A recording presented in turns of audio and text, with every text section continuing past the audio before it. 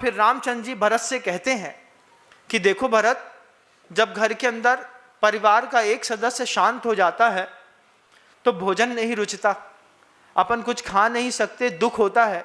और फिर तो अपने इष्ट देव ही अस्ताचल को चले गए, और अस्ताचल में जाने के बाद कोई भोजन कैसे कर सकता है। इसलिए सूर्य की अनुपस्थिति में कभी भोजन मत ग्रहण करना, ये सौगंध है तुम्हें। ये बात राम ने भरत से कही। हम इस मर्यादा को पता नहीं कहाँ छोड़ आए।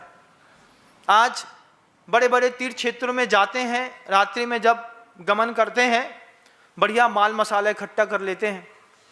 किसी भी महाराज जी के दर्शन करते हुए रात में लौटेंगे तो रास्ते में ढाबा में अपनी पूरी गाड़ी खड़ी करके रात को 11-12 बजे जब आप भोजन करते हैं, पानी पीते हैं, अरे यार एक चाय तो बनवा लो।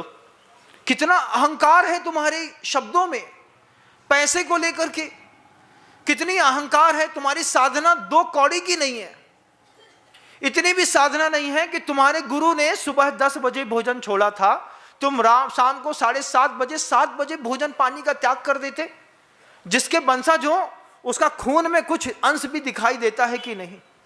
रात के 9 बजे लस्सी के ठेले में खड़े हो गए, 12 बजे पानी पी लिया, 2 बजे रात को स्टेशन में जाकर के मंगोड़ी चाय भजिया खा लिए, जो में बन पड़ा सो कर लिए। तुम सूर्यवंशी नहीं हो सकते, तुम सूर्यवंशी होने के लायक नहीं हो। लेकिन चूंकि रामनवमी है, असली सूर्यवंशी तो दिगंबर जैन श्रमण साध्वियां होती हैं। दिगंबर साध्वियां ही अगली सूर्यवंशी की कहानी लिखती हैं।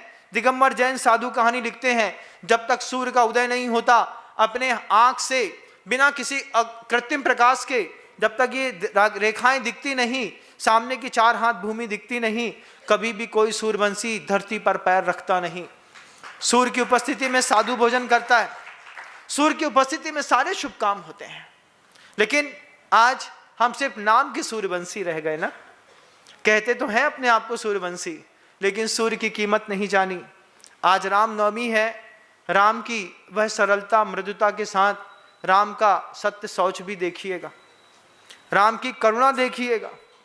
जब वो जटायु पंछी को देखा तो जटायु पंछी को लौट करके राम ने सहलाया, उठाया। सीता उस जटायु पंछी के लिए कहती है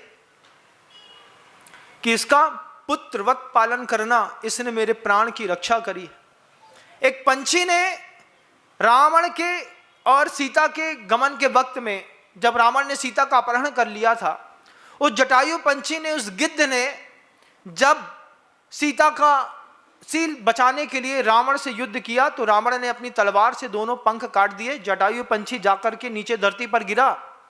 लौटते वक्त वह जटायु पंछी जीवित दिखा पुष्पक विमान में। सीता नीचे उतरी, जटायु पंछी को हाथ में उठाया और अपने परिजनों से कहती है, इस जटायु पंछी का पुत्रवत पालन करना, ये मेरा बच्चा है। ऐसा कह करके इस पंछी का पालन कराया। आज जिस गाय का दूध पीते हो उसी गाय को काट करके खा जाते हो। तुम क्या खाक राम के वंशज हो? कभी सोचो इस बात को।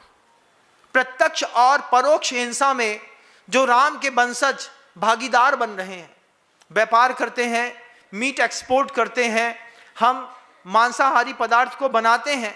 मुझे तो इतनी शर्म आती है। सतना में गया जब पहली बार, और एक साबक के घर के अंदर आहार कर रहा था, जय मां दुर्गा जय मां काली लिखा था शराब की दुकान के सामने, और अंदर काली और दुर्गा की फोटो टंगी थी। लोग शराब बेच रहे थे काली के नाम लेकर। हमने कहा इतनी गंदी दुकान में तो कम से कम भगवती को बाहर कर दिया होता।